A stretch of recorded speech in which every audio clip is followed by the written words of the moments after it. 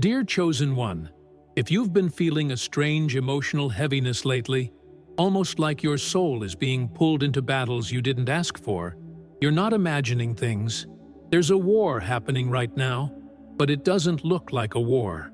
There are no loud explosions, no dramatic confrontations, just subtle shifts in energy, sudden silence, unspoken tension, emotional confusion that seems to come out of nowhere, and behind all of it, a silent force trying to push you off your center. You're not paranoid. What you're sensing is real. A spiritual conflict is unfolding between those who live through truth and those who survive by illusion, between those who honor their inner path and those who manipulate others to avoid meeting themselves. This is the secret battle between chosen ones and narcissists. It's not about titles or labels. It's about energetic opposites. One soul is committed to growth, integrity, and healing, while the other is addicted to attention, control, and projection. But this conflict is not always visible from the outside.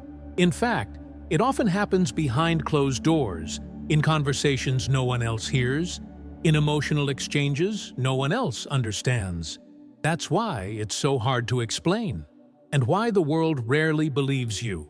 Narcissists operate on the level of subtle control, and chosen ones often mistake their own empathy for responsibility. But make no mistake, this is a spiritual test, and your consciousness is being refined through it. So if you've ever felt drained after trying to help someone who kept shifting the blame, if you've felt punished for speaking your truth, if your silence triggered rage, you are not alone. This video will walk you through the hidden dynamics of this battle, why it's intensifying now, how to recognize it in your own life, and how to step fully into your power without guilt or explanation. But before we dive deep, let me ask you, have you been feeling this shift lately? Let me know in the comments with the phrase, "I choose my truth." Artie, and if you're ready for more content like this, please leave your like, subscribe, and activate the notification bell so you never miss a message meant to reach your soul at the right time. Narcissists rarely enter your life as enemies. They come as mirrors, but not of your truth. They reflect your wounds, your hopes, your deepest desire to be seen and loved. That's why their presence feels so familiar, even magnetic. They echo the language of your soul, but not its essence. They study you, mimic your light, and speak the words you've longed to hear. And for a while, it feels like connection, like destiny. But slowly, almost imperceptibly, the energy starts to shift. Your joy becomes their resource, your empathy becomes their weapon, and your clarity begins to dissolve under the weight of constant confusion. It's a slow erosion, not of who you are, but of how clearly you can see yourself. You start doubting your intuition. You silence your own needs to keep the peace. You begin to question whether you're too sensitive, too much, or never enough. The narcissist doesn't need to raise their voice. Their silence is just as manipulative. Their withdrawal is strategic. Their praise, conditional. And you, as the chosen one, try harder. You offer more love, more understanding, more patience. But instead of healing the connection, you lose yourself in it. And here's the part no one tells you. Narcissists often appear right before a breakthrough. Just when your soul is preparing for expansion, they arrive, not by coincidence, but by design. Whether they know it or not, they serve as a spiritual distraction. They create emotional chaos that keeps you looping in guilt, doubt, and over-explaining. So you delay your growth, your purpose, your peace. It's not about them loving you. It's about them needing your light to survive, and fearing what you become without them. In that confusion, you begin to feel the weight of two worlds. One that says, be kind, be forgiving, be understanding, and another that whispers, but what about your soul? And that's where the war truly begins. Not between you and them, but within you. Because now, you're forced to choose. Do I keep betraying myself to maintain harmony? Or do I risk being misunderstood to reclaim my peace? That tension is the fire where your spiritual identity is forged. This internal battle often mirrors childhood wounds. Maybe you had to please, to shrink, to perform emotionally just to feel safe. Maybe you learned early that your worth was tied to how well you managed others' emotions. And so, the narcissist doesn't just trigger current pain. They awaken ancestral patterns. They pull on threads that were never yours to carry. And without even knowing it, you begin to reenact the same dance, over and over, hoping that this time it will end differently. But it never does, not until you see it. And when you do, something shifts. You realize that their love was never unconditional. Their kindness was a currency. Their support came with fine print. And for the first time, you see the emotional contracts they wrote without your consent, and how you kept signing them with silence. But awareness is liberation. And once you see the manipulation for what it is, it becomes impossible to keep playing the same game. That's when the power begins returning to you, quietly, without anger, without revenge, just clarity, just a deep, unwavering sense that you no longer need to explain, fix, or prove anything. You simply start choosing you, choosing peace, choosing silence over argument, distance over chaos, truth over illusion. And in doing that, without drama, without spectacle, you break the cycle. What most people don't understand is that narcissistic energy doesn't need to scream to be violent. Sometimes, it's in the way they twist your words with a smile. It's in how they forget what hurt you over and over, yet remember exactly how to wound you when you least expect. It's in how they offer false peace, then punish you with coldness when you don't comply. And all the while, you begin to feel that you're the one overreacting, overthinking, overfeeling. But deep down, your soul knows. It knows when something is out of alignment. It knows when love is manipulation in disguise. It knows when you're being slowly trained to betray yourself. The most dangerous part of this silent battle is that it doesn't destroy you all at once. It chips away at you over time. It convinces you to lower your standards just a little, to tolerate what you once swore you'd never accept, to make excuses for the inexcusable, until one day you wake up and don't recognize yourself. You look in the mirror and see a tired soul who's been walking on emotional eggshells, sacrificing peace for the illusion of connection. And it hits you. This was never love. It was dependency disguised as destiny. And now, your spirit is calling you home. And when you finally begin to withdraw, not in anger, but in quiet resolve, that's when the narcissist starts to panic, because their power was never real. It was borrowed from your self-doubt. The moment you stop explaining yourself, stop chasing understanding, stop feeding the cycle, you shift dimensions. You exit the illusion. And that, more than anything, terrifies the narcissist. They can't control what they can't access. They can't manipulate what they can't touch. And when you become energetically untouchable, the game ends. But don't be surprised when, in that moment, they escalate. They might suddenly shower you with kindness, play victim, or weaponize your compassion. They'll remind you of the good times. They'll pull at your empathy like strings on a puppet. Not because they love you, but because they need your reaction to feel real again. But you, chosen one, were never born to play a role in someone else's emotional theater.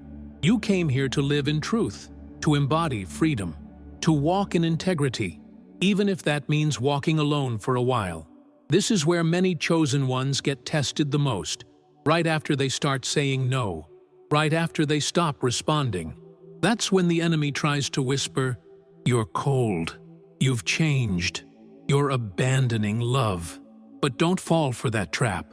You're not abandoning love, you're remembering it. Love isn't chaos. Love isn't fear. Love doesn't require self-sacrifice to be valid. You are not cold. You are clear. You are not cruel. You are conscious. And yes, you have changed. That was the whole point.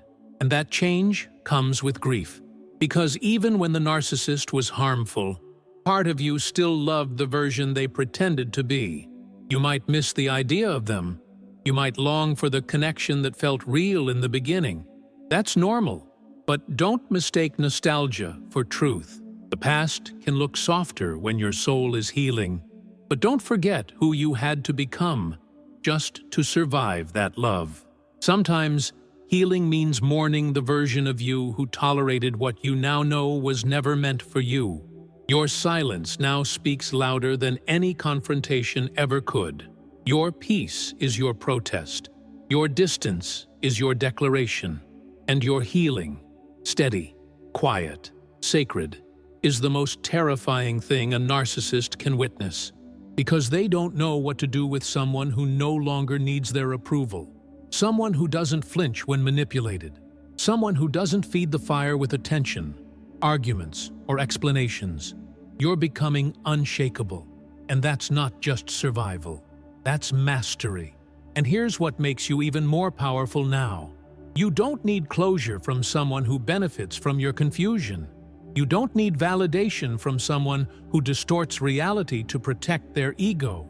You no longer need to prove your worth to someone who only ever valued your obedience. This is when the inner shift becomes irreversible. You no longer crave the illusion. Because you've tasted the clarity, you no longer chase emotional crumbs. Because your soul remembers the banquet it was designed for. And even when the loneliness creeps in, it doesn't scare you the way it once did. Because peace, even if quiet, even if unfamiliar, is finally louder than the noise of abuse. The truth is, narcissists don't just want your presence, they want access to your consciousness. They want to sit at the table of your soul without ever earning the invitation. And when you revoke that access, they feel it, energetically, spiritually. They sense the door closing, and that's why they come back. Not to love you, but to re-enter your mind, to confuse your clarity, to reopen wounds that were just starting to close. But now, you see the pattern. You feel the vibration behind the words. You recognize the cycle, and you no longer participate. You observe without entering. That's the power of awareness. Many chosen ones have been conditioned to feel guilty for walking away. You were taught that turning the other cheek means staying in toxic dynamics. But Jesus also walked away. He also confronted religious manipulation, exposed false authority, and removed himself from environments that dishonored his truth. There is wisdom in walking away. There is sacredness in protecting your peace. Setting boundaries is not rebellion. It's spiritual maturity. It says, I no longer abandon myself for anyone. And that declaration shifts realms. Every time you say no to a narcissistic dynamic, you say yes to your alignment. Every time you choose silence over reaction, distance over chaos, presence over performance, you break an old spell. And that spell might be generational. You might be the first in your bloodline to see it clearly, to name it, to stop it. That's why it's hard. That's why it hurts. Because you're not just healing yourself. You're disrupting patterns that have lived in your family for decades, maybe centuries. You are the turning point. And that's not a small thing. That's why the battle feels so intense. But don't confuse intensity with failure. Don't mistake struggle for regression. This war isn't proof that something is wrong with you. It's proof that something powerful is being corrected through you. Narcissists try to convince you that peace means giving in, that love means tolerating anything, that forgiveness means keeping toxic people close. But real peace doesn't come from submission. It comes from sovereignty. Real love doesn't wound you repeatedly and call it passion. It expands you. It protects your essence. And real forgiveness can happen in silence, without access, without proximity. When you begin to truly live from that place, where your spirit leads and your ego no longer drives your choices, everything shifts. Your relationships change, your standards rise, your nervous system relaxes, your sleep deepens, your creativity returns. You start hearing your own voice again, not the voices of guilt, shame, or confusion, but the quiet, steady voice of God within. And you realize the battle was never about the narcissist. It was about you remembering who you were before their illusions wrapped around your truth. It was about you reclaiming your original vibration. This battle, this invisible, internal war, has been preparing you for clarity, for wholeness, for calling back the scattered parts of yourself that were spread out in emotional transactions that never honored your worth. You are not bitter. You are awakening. You are not closed off. You are consecrated. And this version of you, anchored in peace, aligned with truth, rooted in discernment, is the version that fulfills the mission you were born for. The narcissist didn't break you. They revealed what was still fragile. And in that revelation, you found the invitation to rise. What you're stepping into now is not just healing. It's spiritual clarity, a level of vision where you no longer just feel energy. You read it. You sense intentions before words are spoken. You feel the emotional weight behind someone's smile. You notice when someone's interest is fueled by control, not connection. This is the gift that comes after the war. Discernment. You no longer guess. You know. You no longer wait to be harmed to realize something is off. Your soul becomes your radar. And because of that, you begin to move differently. Not with fear, but with wisdom. Your energy no longer enters where it's not honored. And when you reach this stage, you begin to feel a new kind of strength. Not loud, not forceful, but quiet and undeniable. It's the strength of someone who no longer needs to perform, to prove, to convince. You're no longer trying to be understood by people committed to misunderstanding you.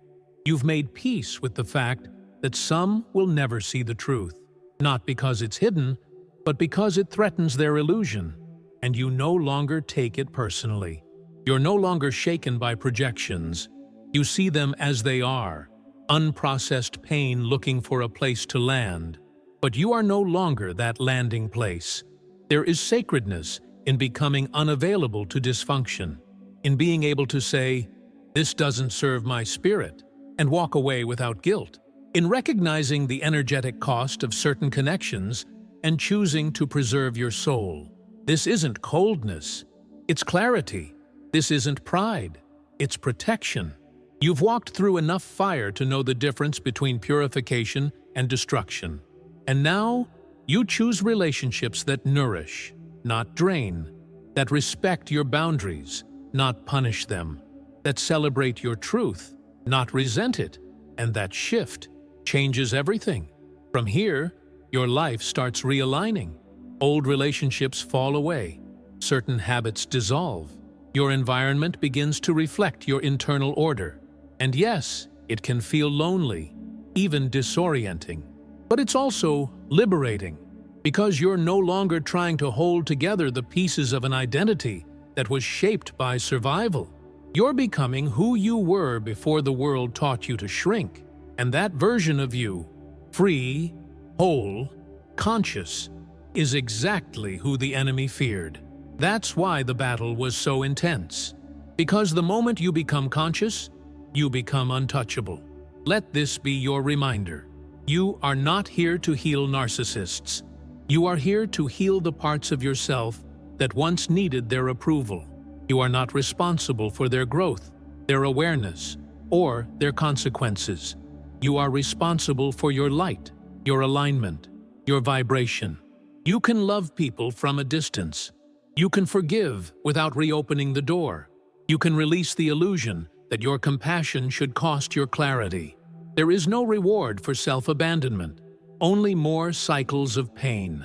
But there is peace, deep, lasting peace, in choosing yourself. This is the point in the journey where many chosen ones experience deep spiritual acceleration. Once the fog of manipulation lifts, revelation floods in. You start receiving answers to questions you didn't even know you were asking. You begin to feel spiritually protected in ways you never did before. Not because danger no longer exists, but because you no longer ignore the signs. God was always speaking, but now you're quiet enough to hear. And this awareness will become your compass going forward. You don't need to know every step. You just need to trust the direction of your clarity. And through this clarity, you'll begin to see the role the narcissist played. Not as your enemy, but as your revealer. They didn't give you your power. They exposed where it was still hidden. They didn't validate your worth. They showed you the places where you had forgotten it. They didn't awaken you, but they triggered the circumstances that forced you to wake up. And for that, you don't owe them anything. Not reconciliation, not explanation, just release. And maybe even a quiet thank you. Not to them, but to the version of you who finally said, enough. Because sometimes, the most painful people in our lives are the ones who trigger our greatest awakenings. Not because they were right, but because they were loud enough to disturb the lie. Loud enough to shake the illusion you had wrapped yourself in just to feel safe. And in their chaos, something in you began to rise. Not out of revenge, but out of recognition. You started seeing what you had allowed. You started grieving not just what they did, but what you had to become to survive it. And that grief became your initiation into awareness, into boundaries, into clarity. You began shedding the version of yourself that kept shrinking to be loved. The one who explained too much, tolerated too much, trusted too fast. You didn't just walk away from them. You walked away from every belief that said you had to earn love by enduring pain. And that is when your healing truly began. The moment you stopped blaming them and started choosing you. It wasn't about hating them. It was about honoring yourself, honoring the intuition that whispered long before you had evidence, honoring the tears you cried behind closed doors, honoring the younger version of you who just wanted to feel safe. The truth is, they taught you what your spirit already knew, that peace is too expensive to be negotiated. And once you tasted that peace, you knew you could never go back. Not to them, not to who you were around them. So when you look back now, let it not be with bitterness, but with clarity. Let it be a testimony of how far you've come, of how much you had to unlearn just to remember who you've always been. They were never the source, only the mirror. And now that you've seen yourself clearly, you don't need to explain your transformation. You simply live it. And in doing so, you step into a freedom so authentic, so powerful, that no lie can touch it again. This is the full circle moment.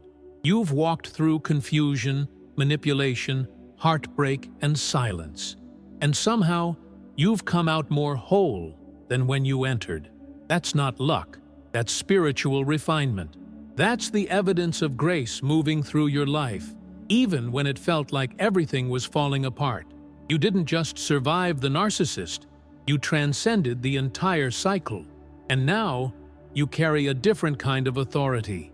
The quiet authority of someone who doesn't need to defend their growth. You don't need revenge. You don't need to be right. You're already free. And that freedom speaks louder than anything you could say. As you continue walking, you'll notice that you attract differently. You speak differently. You pause before explaining yourself. You sense when something is off, and you no longer betray that knowing. You listen to your nervous system. You trust your discomfort. And most importantly, you follow peace. Not temporary relief, not emotional highs, but real, soul-level peace. That's your compass now. That's your filter. And that's how you'll know you've healed, when you no longer confuse intensity with intimacy, or guilt with love, or chaos with connection. You were never too much. You were always too real for the counterfeit. So if this message has resonated with your soul, I invite you to declare it in the comments. I choose my truth. Let the unseen realms witness your decision. Let the energy around you recalibrate in response. And if you feel this message came at the exact time you needed it, it's because your spirit called for it.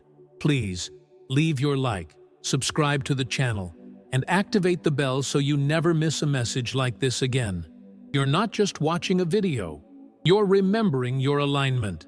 You're being guided back to yourself, one truth at a time. I also want to thank every single soul who supports us through Buy Me a Coffee. Your generosity helps us expand this mission. If you feel called to support, the link is in the pinned comment. But just being here, receiving this message, and allowing it to land in your spirit, that alone makes you part of this movement. You've already started something sacred by being here. Don't stop now. Your freedom is not just for you. It will echo into everyone who crosses your path. And remember this, sometimes the greatest battle is the one no one sees, and the greatest victory is the peace you protect in silence.